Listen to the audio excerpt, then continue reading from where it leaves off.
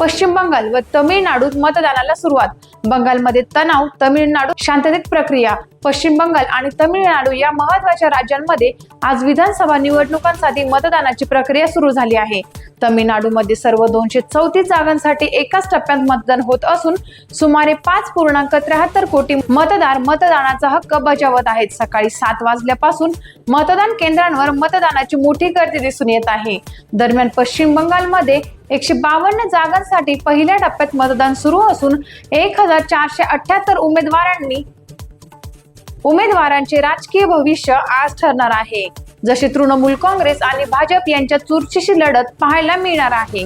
मात्र बंगालमधील काही भागात तणाव आणि किरकोळ झटापटीच्या घटना समोर आल्या आहेत.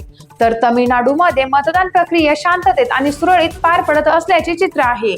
दोन्ही राज्यांमध्ये महिला मतदारांचा उत्साह विशेष लक्षवेधी ठरला आहे. अशाच ताज्या घडामोडींसाठी पाहत रहा टाइम्स ऑफ महाराष्ट्र.